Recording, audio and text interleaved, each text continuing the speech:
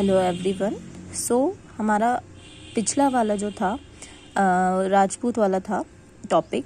अब राजपूत वाले में एक चीज़ बस ये हो गई थी कि उनकी जो रानियां होती थी वो उस टाइम सती प्रथा का काफ़ी प्रचलन था। तो वो लोग जो राजा जिनकी डेथ हो जाती थी उनकी रानियां जौहर को, जिसमें अग्नि हमेशा प्रज्वलित रहती थी, उसमें आत्मदाह कर लेती थी, यानी उसमें कूद जाती थी, क्योंकि उनके राजा नहीं रहते थे। इस वजह से वो उसमें जल के मृत्यु को प्राप्त हो जाती थी। ठीक है, तो सती प्रथा उस समय प्रचलन में थी, यानी ट्रेंडिंग थी। ओके, हम अब देखते हैं beyond regional frontiers the story of Kathak. Kathak एक डांस फॉर्म है, जैसे कि आपको पता होगा, उसके बारे में आपने सुना भी होगा। तो इसके बारे में हम देखेंगे। If heroic traditions can be found in different regions in the different form, the same is true of dance. Let us look at the history of one dance form, Kathak, now associated with several parts of North India. देखिए, जैसे कि शूरवीरता का आपने देखा होगा कि अलग अलग क्षेत्र में अलग अलग तरीके से होती है, उसी टाइप से डांस फॉर्म जो है वो भी अलग अलग एरिया का होता है। तो जो कथक है वो नॉर्मली कहाँ पे होता है? नॉर्थ इंडिया में होता है ना, ज़्यादातर परफॉर्म किया जाता है नॉर्थ इंडिया में। तो द टर्म कथक्स डिराइव्ड फ्रॉम कथा।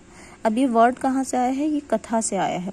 कथा, जिससे हम हिंदू ज़्यादातर किसी कहानी को बताने के लिए यूज़ करते हैं इस वर्ड का। A word used in Sanskrit and other language for story, मतलब दूसरी भाषा में और संस्कृत भाषा में इसका प्रयोग किया जाता है किसी भी कहानी को बताने के लिए। The Kathaks were originally a caste of story tellers in temple of north India.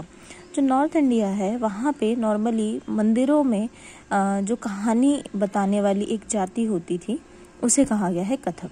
Who embellished their performance with gesture and songs. जो अपनी परफॉर्मेंस किसके थ्रू बताते थे? सॉन्ग सुना के या अपने हाव भाव से, एक्सप्रेशंस से। Kathak began evolving into a distinct mode of dance in 15th and 16th century with the spread of the Bhakti movement. जब 15th और 16th century थी उस समय कथक जो था वो काफ़ी प्रचलन में था। उस समय भक्ति आंदोलन भी चल रहा था। The legend of Radha Krishnan were enacted in folk plays called रासलीला। अब ये कथक में नॉर्मली क्या कथा बताई जाती थी? जो राधा कृष्ण की रासलीला थी उसी को एक डांस फॉर्म में परफॉर्म करके ये लोग बताते थे, which combined folk dance with the basic gesture of the Kathak story tellers. जो कथक स्टोरी टेलर्स अपने डांस फॉर्म में बताते थे, है ना। Under the Mughal empire and their nobles, Kathak was perform in the court where it acquired it present features and develop into a form of dance with a distinctive style. जब Mughal period था उस time भी कथक को परफॉर्म किया जाता था उनके दरबार में। Subsequently it developed in two tradition or gharanas, one in the court of Rajasthan Jaipur and the other in Lucknow. इनको उस समय घरानों में, राजघरानों में परफॉर्म किया जाता था। जैसे एक है राजस्थान के राजघराने में और दूसरा है लखनऊ के राजघराने में।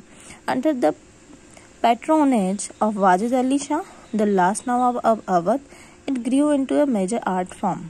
जब वाजिद अली शाह थे लास्ट मुगल बादशाह, कहाँ के? लखनऊ के, तो उस टाइम इसको ज़्यादा इम्पोर्टेंस मिली, मतलब उस टाइम ये ज़्यादा उभरा। ठीक है। By the third quarter of the 19th century, it was firmly entrenched as a dance form, not only in these two regions, but in the adjoining areas of present-day Punjab, Haryana, Jammu, Kashmir, Bihar, Madhya Pradesh. Emphasis was laid on intricate and rapid footwork, elaborate customs, as well as on the enactment of stories. Kathak, like several others cultural practices, was viewed with disfavor by most British administration in the 19th and 12th century. However, it survived and continued to be performed by courtiers and was recognized as one of 6 classical form dance in the country after independence. मतलब ये हुआ कि जब by the third quarter of the 19th century, तो जब करीबन 1850 से 1875 के दौरान की बात है, ये जो डांस फॉर्म है इन कुछ क्षेत्रों में फेमस था, है ना। लेकिन धीरे धीरे वो दूसरे एरियाज में भी फेमस होने लगे, जैसे हरियाणा, जम्मू कश्मीर, बिहार, मध्य प्रदेश, इन जिलों के आसपास भी, इन स्टेट्स के आसपास भी ये काफ़ी फेमस होने लगा। उसके बाद अलग अलग एरिया में इसको अलग अलग ड्रेसअप, मतलब ड्रेस पहन के और अलग अलग तरीके से इसको पेश किया जाने लगा। अब हर चीज़ का विरोध या फिर हर चीज़ का के अगेंस्ट ब्रिटिश खड़े थे, तो ऑब्वियस ही बात है इस डांस फॉर्म और इस कला के विपरीत भी वो लोग खड़े थे। जो ब्रिटिशर्स थे उन लोगों को ज़्यादा कुछ ऐसा पसंद नहीं था, लेकिन उसके बावजूद भी ये जिंदा रही ये कला, है ना। लोग परफॉर्म करते रहे इसको, और उसके बाद कह सकते हैं कि ये काफ़ी फेमस डांस फॉर्म है, जिनको क्या कहना चाहिए, कोर्टियंस प्ले करती थी अपने राजाओं के दरबार में, कहना चाहिए।